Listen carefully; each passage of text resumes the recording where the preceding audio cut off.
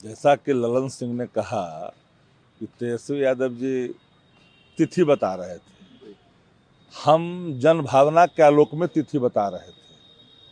आपको जो जनादेश मिला है ना, ईवीएम से मिला है, मशीनरी मैनेजमेंट से मिला है। ऑर्गेनिक जनादेश एनडीए को नहीं है। 1,90,00,000 के आसपास वोट तेजस्वी जी के नेतृत्व में बिहार में मिला है। आपको कितना मिला है? एड़िया लगा रहे हैं 19% पर। क्यों एड़िया लगा रहे हैं? पूरा मैनेजमेंट के आधार पर आपने चुनाव जीत लिया, ईवीएम का सहारा लिया। अरे मशीनरी नहीं होती ना तो डबल अंक में भी आपकी पार्टी ललन सिंह जी नहीं बिहार में आती। जनाक्रोश था सत्ता के खिलाफ। अपने अर्थ का इंतजाम किया चुनाव के दौरान, वाईफाई सिस्टम लगवाया प्रत्येक बूथों पर, कनेक्ट किया, मशीनरी का दुरुपयोग किया। वरना भला अगर चुनाव करवा तो लो बैलेट पर, 100-150 से के आसपास सीटें बैलेट में की गिनती में हमारी गठबंधन की जीत हुई है, उनकी नहीं। लेकिन शक्ति जी, ये जो सवाल आप लोग कर रहे हैं मशीनरी मैनेजमेंट का, ईवीएम पे ठिकरा फोड़ रहे हैं, ये आपके जो सहयोगी दल जिस राज्य में शासन है, उनकी सरकार है, वहाँ क्यों नहीं ये चीज़ लागू अब होता है? जहाँ राज्य की सरकार है, केंद्र की सरकार है, चुनाव आयोग, तीनों मिल जाए, वही तो एक खेला होता है। आप सबसे बड़ी उदाहरण देख लीजिए ना, दुनिया में जो विकसित देश है तकनीकी मामले में, टेक्नोलॉजी के मामले में, वहां असंवैधानिक माना जाता है अगर कोई ईवीएम से वोट देता तो। जापान हो, जर्मनी हो, पता कर लीजिए। जर्मनी में तो बिल्कुल ही नहीं। अमेरिका कराता है क्या ईवीएम से?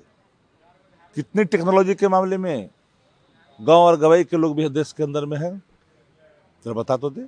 गांव और कस्बों में कितने लोग हैं जानकार हैं, और आप यहाँ करा रहे हो ईवीएम से चुनाव, जहां जनता रगेद रही है प्रत्याशियों को, देखना नहीं चाह रही है, वो जीत कर क्या रहा है।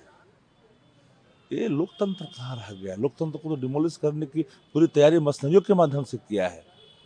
जब सवाल के घेरे में ईवीएम है तो ईवीएम समाप्त होना चाहिए और बैलेट पर चुनाव होना चाहिए। केंद्रीय मंत्री अमित शाह अपने भाषण के दौरान उनका स्लिप ऑफ टंग हुआ और औद्योगिक भाषा का उनके मुंह से निकल गया। क्या देखिए, अमित शाह जी देश के गृह मंत्री हैं, और सदन में जब बोल रहे थे तो उनकी जुबान से असंसदीय शब्द निकला, जिसको मैं दोहरा नहीं सकता। ख्याल तो सबको रखनी चाहिए, क्योंकि सदन है, ये कोई फुहड़ा तो स्थल है नहीं जहाँ संसदीय परंपराओं का, संसदीय आचरण का निर्वहन किया जाता है। वहाँ पर गृह मंत्री जी ने अपने माथा खुजलाते हुए भद्दी बात कही, जिससे थोड़ा सा लगता है कि भाई सदन में इस तरह की भाषा कोई जगह नहीं है। एसआईआर को लेकर जो भाषण अमित शाह ने दिया, घुसपैठियों का जिक्र किया, उस पर प्रधानमंत्री मोदी ने कहा कि विपक्ष का जो झूठ है वो सामने आ गया और पर्दाफाश हो गया। एक एक एविडेंस तो दिया, जवाब जुटा नहीं, न प्रधानमंत्री जी से न गृह मंत्री जी से। वंदे मातरम कौन लिखा, यह जानकारी उनके सांसद, उनके मंत्रियों को नहीं है। ये कैसे राष्ट्रभक्त हैं? और आप एसआईआर के सवाल पर जो वोट काट रहे हैं चिन्हित कर करके, यह लोकतंत्र के साथ भज्जा मजाक नहीं है क्या? उदाहरण नहीं है क्या? सारे उदाहरण हैं। बाहर से लोग आकर करके मोबाइल वोट कर रहे हैं ना। बिहार में हुआ कि नहीं हुआ? एक व्यक्ति गुजरात में वोट दे रहा था, बिहार में आकर ही वोट दे दिया। एक व्यक्ति साल में 5 साल में कितने बार वोट देगा? मुखिया में देगा तो अपने राज्य के अंदर में देगा, जिला परिषद में देगा तो अपने राज्य के अंदर में देगा, विधायक में देगा तो अपने राज्य के अंदर में देगा, एमपी में देगा तो अपने राज्य के अंदर में देगा। वो घूम घूम के पूरे जहां जहां चुनाव होगा वहां देता रहेगा। वोट चोरी को लेकर भी अमित शाह ने कहा है कि अगर वोट चोरी की बात अब कर रहे हैं तो 3 घटनाओं के बारे में बताना चाहता हूँ। सबसे पहले, आज़ादी के बाद देश का पीएम चुना जाना था। सरदार पटेल को 28 वोट मिले थे और जवाहरलाल नेहरू को 2 वोट मिले थे, लेकिन जवाहरलाल नेहरू प्रधानमंत्री बन गए। लोकसभा में चुनावी सुधारों पर बोलते हुए केंद्रीय मंत्री अमित शाह ने कहा, वोट चोरी को नेहरू, इंदिरा और सोनिया से जोड़ते हुए शाह ने कहा कि कांग्रेस को अपने नेतृत्व के कारण नुकसान हुआ है।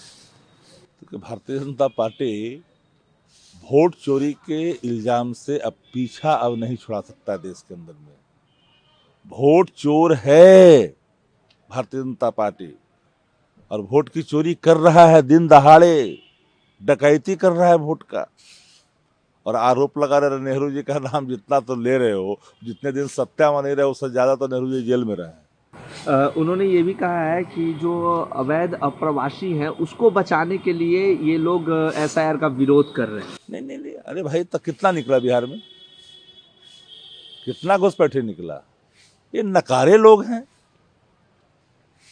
जो अपनी जिम्मेदारियों से भागते हैं, जो 11 साल से सत्ता में है, गृह मंत्रालय जिनके हाथों में है, वह अपनी असफलताओं को अब दूसरे के माथे पे मढ़ोगे। 11 साल से क्या कर रहे थे जब घुसपैठ हो रहा था? तो एक भी पहचान क्यों नहीं कर पा रहे हो बिहार के अंदर में रोहिंग्या का, बांग्लादेशी का? राहुल गांधी ने कहा है कि अमित शाह हमारे सवालों का कोई भी जवाब सही तरीके भारतीय से नहीं जनता पार्टी का कोई भी नेता विपक्ष के सवाल का जवाब देने में कतराती है, क्योंकि भारतीय जनता पार्टी मैनेजमेंट का एजेंडा चलाती है और अपने हिसाब से चलाती है। इसलिए भाजपा के पास विपक्ष के सवालों का कोई जवाब नहीं है। भारत के चुनाव आयोग ने पश्चिम बंगाल राज्य के लिए मतदाता सूची के विशेष गहन पुनरीक्षण के कार्यक्रम को संशोधित करने का निर्णय लिया है। भारत का चुनाव आयोग पर तो देशद्रोह का मुकदमा लगना चाहिए, जिन्होंने वोट ट्रो के साथ नाइंसाफी की, जिन्होंने वास्तविक वोटों को काटा, लोकतंत्र के साथ मजाक कराया। ऐसे चुनाव आयोग को एक क्षण भी अपने पद पर बने नहीं रहना चाहिए। जो संवैधानिक संस्था है उसको भद पिटा दी और संवैधानिक संस्थाओं को जिस तरह से मिट्टी में मिलाया है, पूरी तरह से लोकतंत्र कमजोर हुआ है।